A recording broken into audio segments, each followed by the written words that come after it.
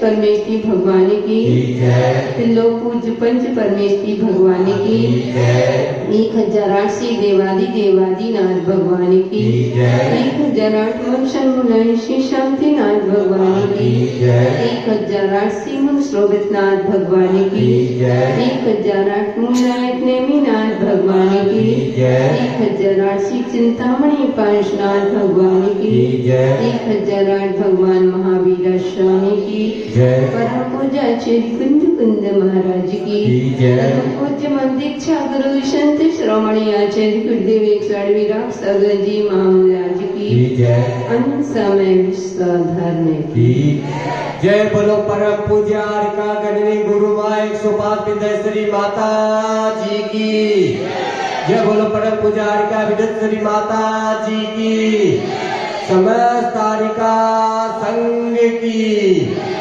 जयकारा गुरु माँ का।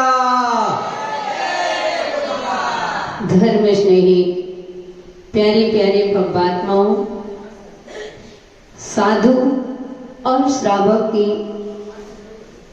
यहाँ चर्या का वर्णन चल रहा है। कुंद कुंद स्वामी हमें भगवान यह ग्रंथ जो उन्होंने रचा है, यह ग्रंथ हमारे जीवन में एक नई दिशा देने के लिए ग्रंथ लिखा है, लेकिन उनके लिए जो इसको अपने आश्रम में लाएंगे। अभी ओम जी बता रहे थे कि जो भगवान की तरफ जब तक पीठ होती है तब तक संसार बड़ा होता है, और जब भगवान की तरफ मुख हो जाता है तो हमारा संसार कम हो जाता है। तो परमात्माओं, वास्तव में कभी चिंतन करना कि हमारा जीव अनादि काल से है, आज से नहीं है, अनादि काल से है, फिर भी लगता है इस जीव ने कभी भगवान की ओर मुख नहीं किया, हमेशा संसार की ओर ही हमारा मुख रहा, संसार की ओर मुख रहा, भगवान की ओर हमारी पीठ रही। तभी तो इस चेतन का आज तक कल्याण नहीं हो पाया, आज तक इस जीव का उत्थान नहीं हो पाया। कितनी बार यह समोसरण में बाहर लौटा, कितनी बार गुरुओं के पास बैठे होंगे, कितनी बार दान पूजा आदि की होगी, लेकिन हे चेतन, तुम्हारे जीव का आज तक कल्याण नहीं हुआ। क्योंकि ये रेण सार ग्रंथ आपको भगवान नहीं बना रहे। ये नहीं कह रहा है कि तुमको रेण सार ग्रंथ भगवान नहीं बना देगा, ना सिर्फ भगवान बनाने की विधि सिखा रहे हैं, क्योंकि कर्ता कोई नहीं होता। हम सोचे हम आपको भगवान बना दे, नहीं बना सकते। मात्र हम आपको विधि बता रहे हैं। रेण सार ग्रंथ आपको श्रावक की विधि बता रहे हैं कि इस तरह से विधि से विधान होगा तो नियम से हम भगवान बनेंगे, लेकिन उसके लिए पहले हमें विधि सीखना पड़ेगी, उस विधि को समझना पड़ेगा। क्योंकि विधि यही है कि अगर भगवान बनना है तो भगवान की ओर मुख कर लो, जिसकी तरफ देखोगे वही तो दिखेगा। अगर हम मंदिर की ओर पीठ दे ले तो हमें घर दिखेगा, और घर की ओर पीठ दे ले तो हमें मंदिर दिखेगा, निश्चित है। इसलिए हमें अब अपने आप को विधि यही कह रही है, रेण सार कह रहा है, यही सारों का सार है कि एक बार भगवान की ओर मुख कर लो। हे जीव, भगवान के घर में देर होगी लेकिन अंधेर नहीं हो सकता। नियम से हम संसार से पार हो जाएंगे इस दुख भरे संसार में, क्योंकि इस संसार में सुख है ही नहीं है। कितना भी तुम कहो, लेकिन संसार में सुख नहीं हो सकता है। अगर संसार में सुख होता, जो संसार विषय सुख होता, तीर्थंकर क्यों त्यागे? क्यों तीर्थंकर को क्या आवश्यकता थी त्यागने की? क्या आवश्यकता थी? कोटि 18 घोड़े छोड़े 84 लाख हाथी, इतना छोड़ करके सब तुम्हारे पास क्या है? एक गधा भी नहीं है। और बंधु, तुम्हारे पास क्या संपदा है? इसलिए संसार में सुख नहीं है। कोई ना किसी से दुखी है। कहते हैं संसार में सुख सर्वथा, नहीं काहू को दिखे। कोई तन दुखी, कोई मन दुखी, कोई धन दुखी दिखे। कि संसार में कोई तन से दुखी है, कोई धन से दुखी है, तो कोई मन से दुखी है। धन आदि खूब सब कुछ, कोई भी कमी नहीं। पूर्व में भगवान की इतनी भक्ति की थी। मैं तो हमेशा कहूंगी, जितने आप लोगों के पास दौलत है बंधु, ये सब गुरु की भक्ति का, गुरु की भक्ति और प्रभु की भक्ति, दान आदि के प्रभाव से आज तुम्हारे यहाँ पर जो भी जितनी संपदा है, ये सब भगवान की अनुकंपा और गुरु की बदौलत है। तो कोई के पास धन सामग्री आदि सब कुछ है, बहुत सुंदर सुंदर महल बने हैं और मन भी सुंदर है, परिवार भी बहुत अच्छा मिला, पड़ोसी भी बहुत अच्छे मिले, रिश्तेदार भी सब कुछ अच्छे मिले, लेकिन किसके कहते हैं तन से बीमार पड़े हुए हैं। डॉक्टर का इलाज चल रहा है, पेट भर भोजन नहीं खा पा रहे हैं, डायबिटीज आदि हो चुकी है। बंधु, ये सारी क्रिया मतलब तन से दुखी है। माता जी, हमको सब सुख है, लेकिन हमारा शरीर साथ नहीं देता। पता नहीं, कभी बीमारी, ये बीमारी, ये बीमारी, बाकी कोई परेशानी नहीं, तो तन से दुखी तो हो। किसी के पास तन भी अच्छा मिल गया, स्वस्थ शरीर मिला है, और कहते हैं कि धन भी सब कुछ मिल गया, हर कुछ है, लेकिन मन में शांति नहीं है। घर में कलह आदि मची हुई है, बेटा बात नहीं मान रहा है, बहुएं बात नहीं मान रही हैं, एक कहो 4 सुनने को तैयार खड़े हैं। इसलिए बंधु, मन से शांति नहीं। लगता है हे भगवान, ऐसा पैसा किस काम का? कहते हैं भोजन में सब कुछ हो, नमक ना हो तो भोजन बेकार होता है। मंदिर में सब कुछ हो, भगवान न हो तो मंदिर बेकार होता है। हॉस्पिटल में सब कुछ हो और डॉक्टर ना हो तो हॉस्पिटल बेकार होती है। गाड़ी में सब कुछ हो और ब्रेक ना हो तो गाड़ी बेकार होती है। ऐसे ही भगवात्मा जीवन में सब कुछ हो और शांति ना हो तो जीवन बेकार होता है। इसलिए तो मन में मन अशांत है, मन से दुखी है, और कोई के मन से भी अच्छे हैं, खूब अच्छा परिवार है और स्वस्थ काया भी है, लेकिन तू क्या बोले बापू तेरा पैसा बोले रे, ये पैसा नहीं है। कोई पूछ नहीं रहा है। एक माँ के ही जन्मे भाई बहन में भाई बहन, जिस भाई के पास पैसा अच्छा है उसके लिए अलग व्यवहार होता है, और जिस भाई के पास पैसा नहीं है उसके लिए अलग व्यवहार होता है। पैसा नहीं है, एक भाई के पास पैसा है, एक को जीवना करा रहे हैं, जनार करा रहे हैं, खूब आमंत्रण दे रहे हैं, और जिस भाई के पास पैसा नहीं है उसको निमंत्रण देने भी नहीं है। संसार की रीत है तो दुखी है कि देखो आज सब कुछ होने के बाद भी आज मुझे मेरे पास पैसा नहीं है तो कोई मुझे सम्मान नहीं करता। आज दुत्कारे जाते हैं जो भी है तो आज पैसों की पूछ है तो पैसों से दुखी हो। इसलिए भगवात्मा संसार में सुख है ही नहीं है। अगर सच्चा सुख है तो मात्र भगवान की भक्ति करो। जो तुमने जीवन में सुना है, जो तुमने अपने जीवन में पढ़ने का प्रयास किया है, वह लिखने का प्रयास करना तो तुम्हारा जीवन महान बनेगा। यही बात चल रही है, भगवान ही बनने की बात विधि चल रही है कि पंचम काल में हीन भावना पैदा हो जाती है, धीरे धीरे हर चीजों में हीनता आती है। तो एक इसका प्रभाव है, पंचम काल का प्रभाव है। चलते हैं आगे की गाथा देखते हैं। 39 नंबर की गाथा देखेंगे, 39 गाथा देखते हैं। आचार्य महाराज कह रहे हैं जो धर्माचरण के बिना दुर्गति के पात्र होते हैं, जिनके अंदर धर्म प्रवेश नहीं किया, अगर धर्म को तुमने धारण नहीं किया तो नियम से दुर्गति के पात्र हो। कैसे पात्र है, किस किस कारण से कह दिया, क्या क्या हमारे अंदर नहीं है तो हम दुर्गति के पात्र हैं। अब परिचय करा रहे हैं, चलते हैं, खोलेंगे गाथा देखेंगे। नहीं दानम नहीं पूया, नहीं दानम नहीं पूया,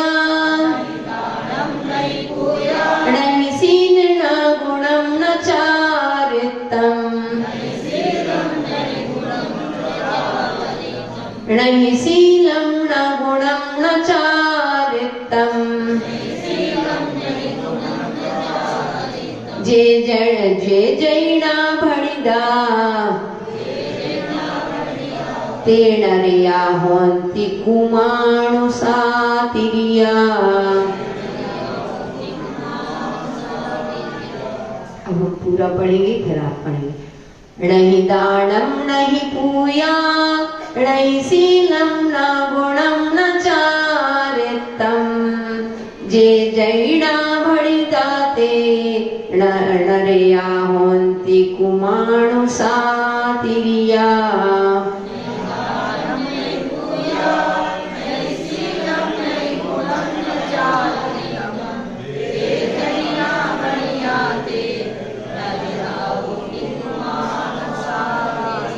एक बार पुनः पढ़ो, जोर से पढ़ो।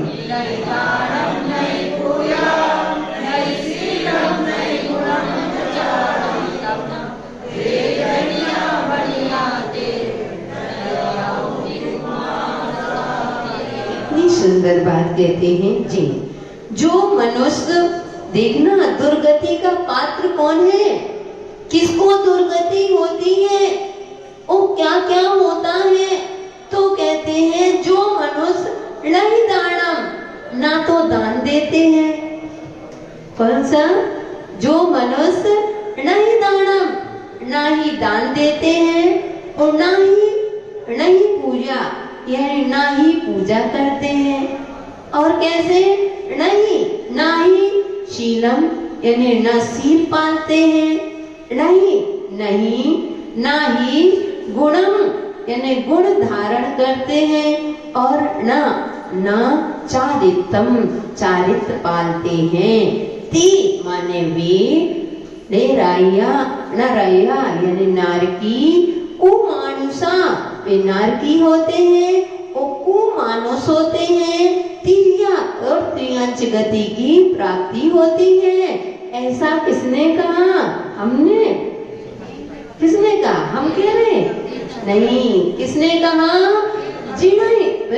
जिन भगवान ने ऐसा जड़ैया, यानी जिन देव भगवान की वाणी में ऐसा खिरा है, जिन देव ने भड़िदा, यानी जिनेन्द्र भगवान ने कहा है। क्या कहा?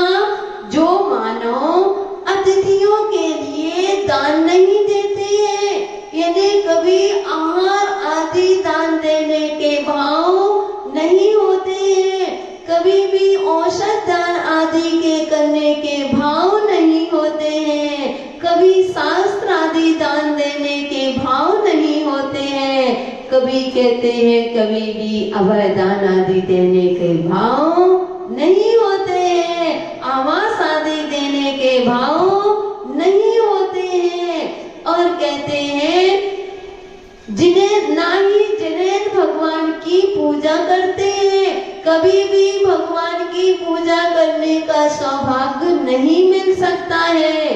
भक्तात्माओं, अगर आज है पुजारी भाई, जितने भी यहाँ पुरुष वर्ग बैठे हुए हैं, सब केसरिया दिख रहे हैं।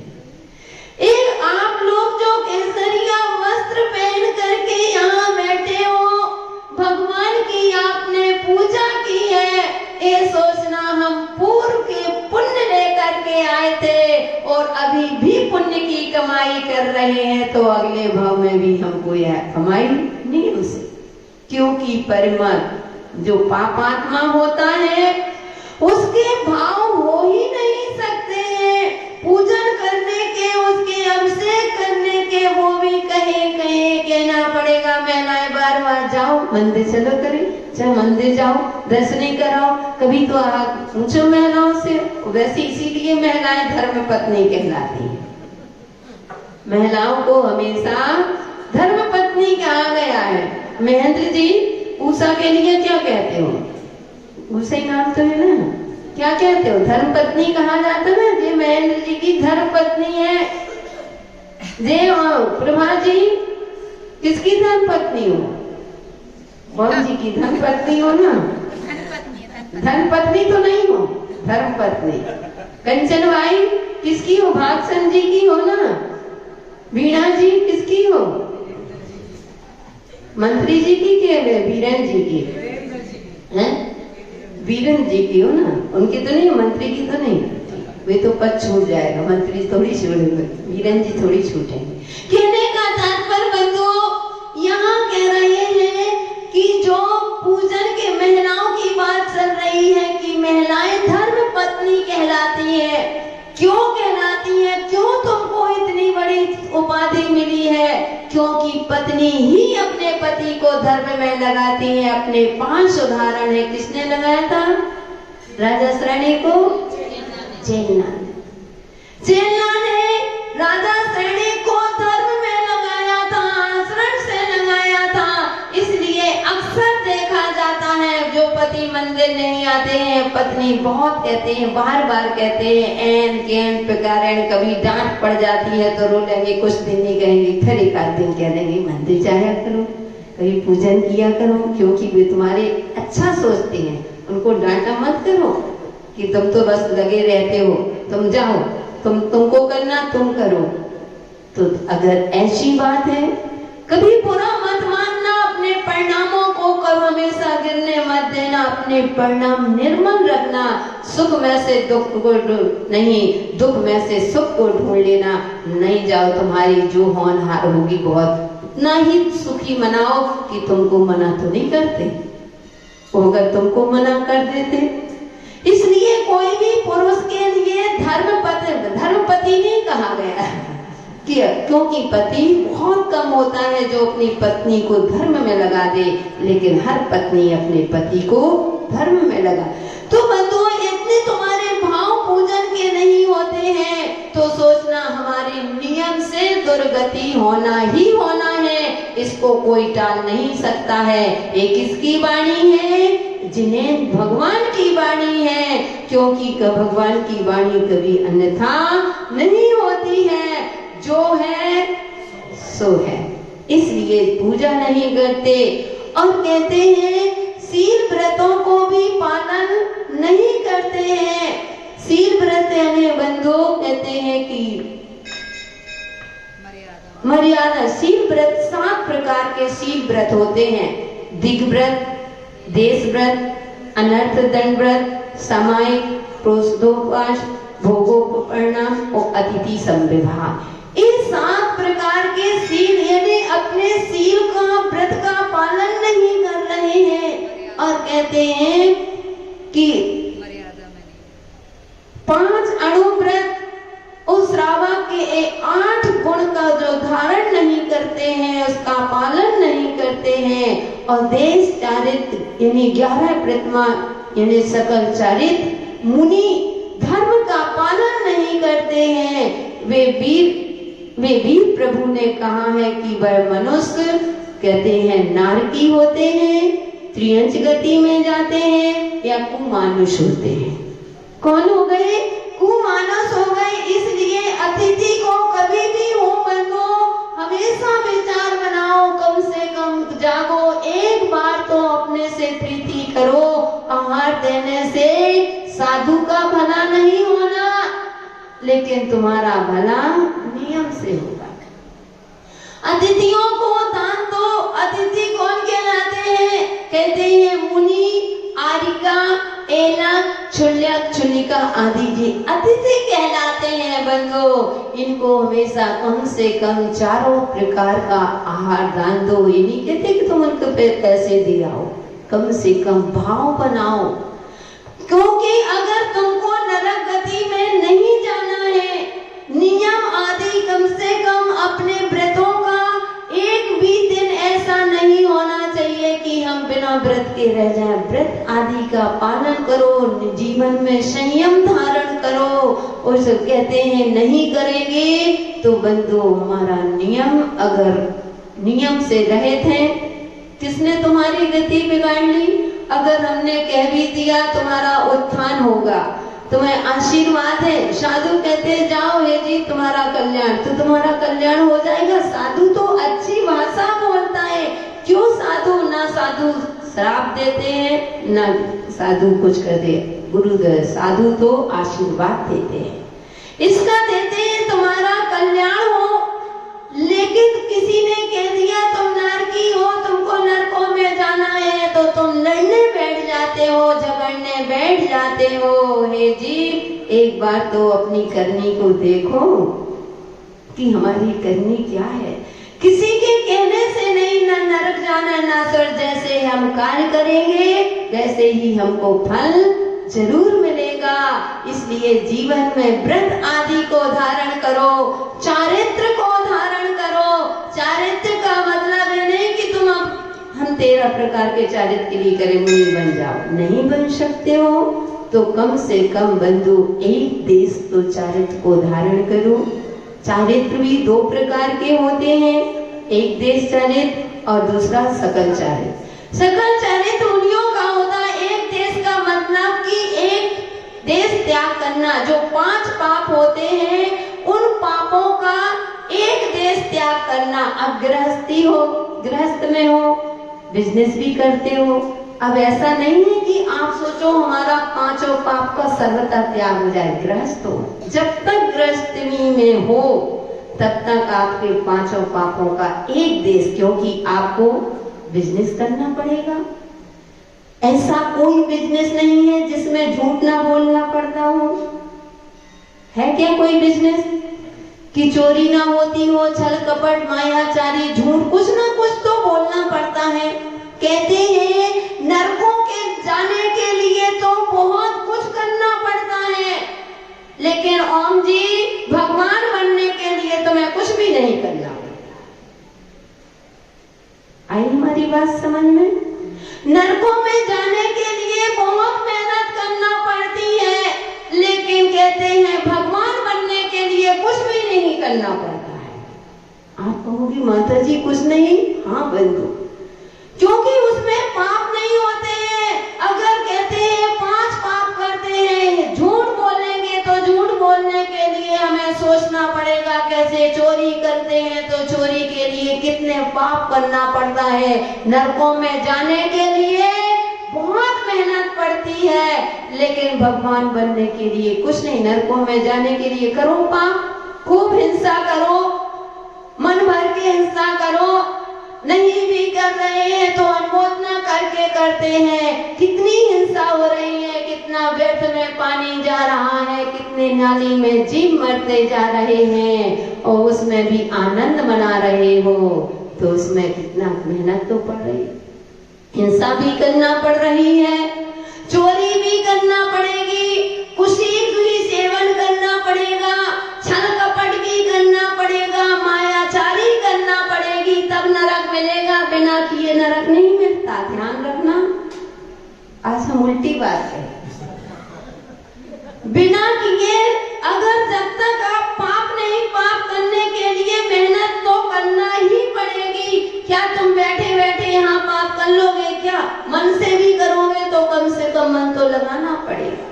इसलिए बात्माओं, नरक जाने के लिए बहुत कुछ करना पड़ता है, कुछ नहीं, बहुत मेहनत करना पड़ती है। और भगवान बनने के लिए ना तुम्हें दुकान जाना, ना तुम्हें झूठ बोलना, ना मैं तुम्हें चोरी करना, ना तुम्हें कुशील सेवन करना, ना तुम्हें परिग्रह जोड़ने की जरूरत। यहाँ तो परिग्रह जोड़ते जाओ, 1 साड़ी 2 साड़ी 3 साड़ी, इतनी अलमारी की अलमारी भरी है, और रखते जाओ, इतना जेवर इतना जेवर इतना जेवर लाते जा रहे हैं। पहन कुछ नहीं पाना, पहनोगे तो अभी समझ में आ गई ना? लॉकर में रखने के लिए रखते जाओ परिग्रह, और यहाँ तो परिग्रह भी नहीं रखना, कुछ भी नहीं करना। तुम तो दोनों हाथ से कमाते हो, एक हाथ से खाते हो। हम तो एक भी हाथ से नहीं कमाते, फिर भी दोनों हाथ से खाते। तो ना पाप करना, ना परिग्रह जोड़ना, तुमको तो कल की चिंता है, आज की नहीं, कल की। कल कैसे चलेगा, बच्चों का भविष्य क्या होगा? एक धंधे से काम नहीं चलता, 5 दूसरा धंधा, तीसरा धंधा, बच्चों के लिए कितना करते जा रहे हो। एक महल 2 महल 3 महल बनाते जा रहे हो, क्योंकि 2 बेटे हैं, 2 बेटों के लिए अलग, 3 बेटे हैं, 3 बेटों के लिए बंगले चाहिए, उनके बेटे हैं, इतने कमरे चाहिए। ओह कितना पाप कर रहे हो। तो किसके लिए? नरक जाने। ओ भगवान बनने के लिए ना परिग्रह रखना, और ना झूठ बोलना, ना राग करना, ना द्वेष करना। बैठ गए तुम अगर गीत गाओगे तो, अभी ओम जी कह रहे थे कि साधु संत ऐसे होते हैं, इनकी प्रशंसा कर दो तो खुश नहीं होते, और इनकी निंदा कर दो तो ये दुखी नहीं होते। वास्तव में यही तो वीतरागता का मार्ग है, यही वीतरागता है। इसलिए बंधुओं, कुछ नहीं, छोड़ दो सारे पाप, भगवान बन जाओगे। और जब तक तुम्हें पाप नहीं छोड़ोगे तो नरकों के लिए मेहनत तो करना पड़ेगी। इसलिए बंधु चारित एक देश पाप का। श्रावण में हमारे आगम में श्रावकों के लिए बहुत सुंदर व्यवस्था बताई है। एक देश त्यागे, कम से कम तुम गृहस्थी में हो, अब तुमको झाड़ू पोछा भी करना पड़ेगा, तुमको तुम्हारे लिए रोटी भी बनाना पड़ेगी, भोजन तैयार करना पड़ेगा, अग्नि भी जलाना पड़ेगी। क्या नहीं करोगे? सब करना पड़ेगा। लेकिन तुम्हारे लिए कह दिया एक देश त्याग है, सर्वथा त्याग नहीं है। उसके लिए भी अपन आलोचना पाठ पढ़ते हैं, प्रतिक्रमण करते हैं, और पश्चाताप प्रायश्चित आदि लेकर के हम अपने व्रतों की शुद्धि कर लेते हैं। इसलिए चारित्र को धारण करो। जब तक चारित्र को धारण नहीं करोगे, जैन दर्शन चरण को नहीं, आचरण की पूजन करता है। तुम अभी चरण छूते हो, हर किसी के चरण नहीं, गुरुओं के चरण छूने के लिए क्यों मांगते हो? क्योंकि इसलिए क्योंकि उनका आचरण अच्छा होता है। हमने बताया था जब राम और सीता उस नदी के किनारे बैठते हैं, ऐसे चर्चा चलती है दोनों में। सीता कहती है देखो स्वामी मेरे चरण कितने सुंदर हैं। राम कहते हैं नहीं सीता, चरण मेरे सुंदर हैं। सीता कहती है स्वामी चरण मेरे सुंदर हैं क्योंकि मेरे चरण साफ हैं और तो आपके श्याम हैं, इसलिए आपके चरण सुंदर नहीं है। दोनों कहते हैं अब दोनों के बीच में कौन इसका निर्णय करे।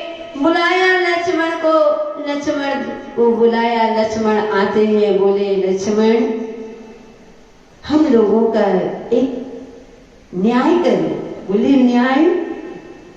ओ माता पिता के बीच का झगड़ा, ओ पुत्र निपटाने लग जाए, ये तो इतना पंचम काल अभी नहीं आ गया है। बोले नहीं मैं नहीं, मुझे इस आपके दोनों के बीच में, मुझे विवाद में मुझे मत पड़ो। अगर मैं भाभी की तरफ कहता हूँ तो कहते हैं कि आपको बुरा लगेगा, वो आपको कहूंगा तो भाभी, इसलिए भैया आप ही लोग। बोले नहीं लक्ष्मण तुम न्यायाधीश हो, तुम्हें तो निर्णय करना पड़ेगा। और बंधु अब आदेश दे दिया कि लक्ष्मण आदेश है, अब आदेश का पालन तो करना पड़ेगा। कहते हैं गुरु होते हैं, शिष्यों को आज्ञा देते हैं।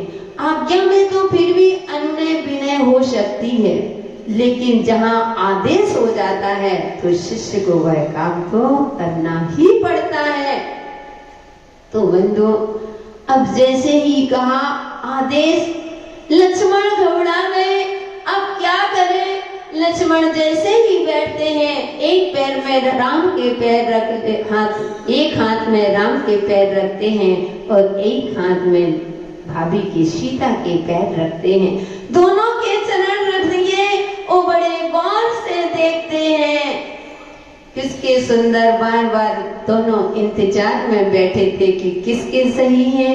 अब लक्ष्मण सोचते हैं कि वही बात, भाभी के चरण सुंदर कहता हूँ तो भाई कहेगा जिसका खाते हैं उसी में छेद करता है, और भाभी के चरण सुंदर, भाभी भैया के चरण को सुंदर कहता हूँ तो भाभी को लगेगा लो भाई भतीजा निभाते हैं, और महिलाओं को वैसे जल्दी बुरा लगता है, कहेंगे हम थोड़ी, हमारा कौन पक्ष लेगा, हमारा है कौन। हमेशा ऐसा ही होता है। तो बंधु फिर लक्ष्मण ने जैन दर्शन का सहारा लिया। किसका? जैन दर्शन में क्या किसका सहारा? श्यादवा। अनेकांत में हमारा जैन दर्शन एकांतवादी नहीं, अनेकांतवादी है। श्यादवाद का सहारा लिया और देखते देखते कहते हैं भैया चरण तो भाभी के सुंदर है। इतना कहा भाभी झूम गई, खुश हो गई, नृत्य करने लगी कि देखो स्वामी मैंने कहा था ना कि चरण मेरे सुंदर हैं। बंधु लक्ष्मण कहते हैं भाभी अभी बात अधूरी है। बोले क्या अधूरी है? बोले भाभी सुनो तो सही, आपके चरण इसलिए सुंदर हैं क्योंकि आप भैया के पग चिन्हों पर चल रहे हैं, इसलिए आपके चरण सुंदर हैं। भैया खुश हो गए। ऐसा नहीं है कि महिलाएं बस खुश होती हैं, पुरुष भी जल्दी खुश हो जाते। अगर महिलाओं की बुराई करो फिर पुरुष का चेहरा देखो खुश रहते। तो बंधु अब राम से कहते हैं भैया अभी भी बात अधूरी है, अभी तो भाभी के लिए मैं कह रहा था। उसने कहा अब तो पूरा हो गया क्योंकि भाभी मेरे पक्ष चिन्हों पर चल रही। बोले नहीं भैया अभी बात अधूरी है। बोले भैया भाभी के चरण इसलिए सुंदर हैं क्योंकि आपके पग चिन्हों पर चलते हैं, और आपके चरण इसलिए सुंदर हैं क्योंकि भैया आपका आचरण सुंदर है। इसलिए बंधु जय दर्शन चरण को नहीं। मोहन जी किसको वक्त देता है महत्व? आचरण को महत्व, यानी चारित्र को महत्व देता है। इसलिए अपने जीवन में चारित्र को धारण करो बंधु। नियम संयम से अपने जीवन में, चाहे छोटा सा नियम लो, लेकिन नियम संयम हमारे जीवन में होना चाहिए। अगर तुम व्रती बन गए, अगर तुमने एक देश भी तुमने अपने संयम को पालन कर लिया, तो कहते हैं दो गति से तो बच जाओगे। कौन सी गति से? निरक गति और त्रियंज गति। दो गति से बच जाओगे, दो गति ही रह जाएगी। मनुष्य गति हो बंधु, जिसको पाप कर्म का तीव्र हृदय हो गया है, उसके भाव संयम लेने के नहीं हो सकते। अगर तुमने एक देश ले भी लिया, पालन भी कर रहे हो, शुद्ध भोजन भी कर रहे हो, सूत्र जल का त्याग भी है, लेकिन उनसे कहो कि प्रतिमा ले लो, अपने संयम को आगे पीछे कोई नहीं है, कम से कम अपने जीवन में संयम धारण करो जितना जीवन बचा है। ऐसे ऐसे लोग होते हैं मंदिर आना बंद कर देंगे। अरे संयम प्रसाद से थोड़ी मिलता है, संयम प्रयास से मिलता है। संयम कोई प्रसाद से नहीं कि तुम्हें कोई जबरदस्ती दे देगा। संयम कभी प्रसाद नहीं है, संयम प्रयास। संयम के लिए पुरुषार्थ करना पड़ता है, प्रयास करना पड़ता है। इसलिए महात्माओं, रहनसार ग्रंथ पढ़ रहे हो, अपने जीवन में चारित्र को धारण करो। कहते हैं जो चारित्र को धारण नहीं करता है, नियम संयम आदि नहीं लेता है। बहुत सारे लोग तो होते हैं नियम लेके तोड़ देते हैं। नहीं, कभी भी भूल करके नहीं लेना भैया, वो अच्छा है, लेकिन कभी भी जो नियम लिए हैं उसको कभी तोड़ना नहीं। आचार्यों ने कहा है कि 100 प्रतिष्ठित शिखर तुम फोड़ करके उसके खंडित कर दो, अथवा एक छोटा सा नियम तोड़ दो, इतना पाप लगता है। यह मूल है। कोई भी प्रतिष्ठित प्रतिमा है, इन प्रतिष्ठित प्रतिमा के टुकड़े टुकड़े कर दो, जितना पाप लगेगा उससे ज्यादा पाप एक छोटे से नियम तोड़ने का। इतना तुम्हारे पाप लगता है, इसलिए कभी भी, और तो क्या लौकिक में कहते हैं भंगी की नहीं महाभंगी की उपमा दी है।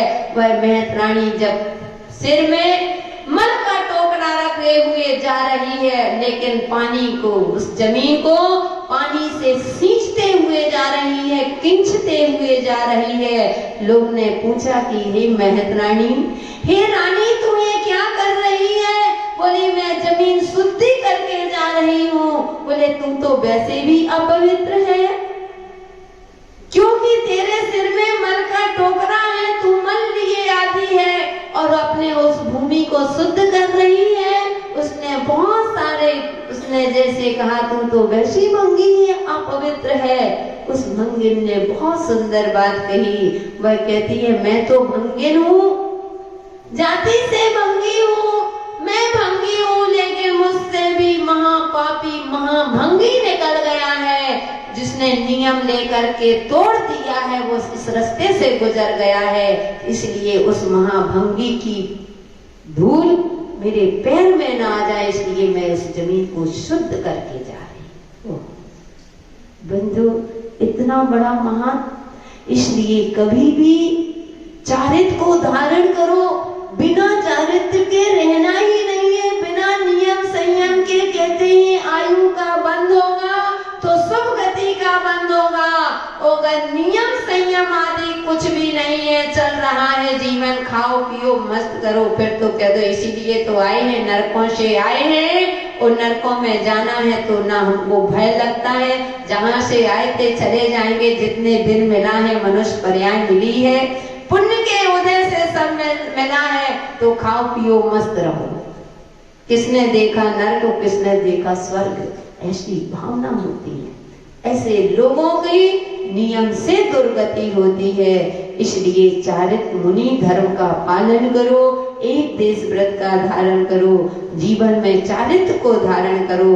अगर नहीं करते हो तो नियम से तुमको कुमनुष्य बनना पड़ेगा, त्रियंच गति के पात्र बनना पड़ेगा और नरक गति में तुम्हारा वास होगा। इसलिए अपने ही हाथों से अपना ही अनित मत करना बंदो, इसलिए कर्म अच्छा करो तो भगवान बन जाओगे।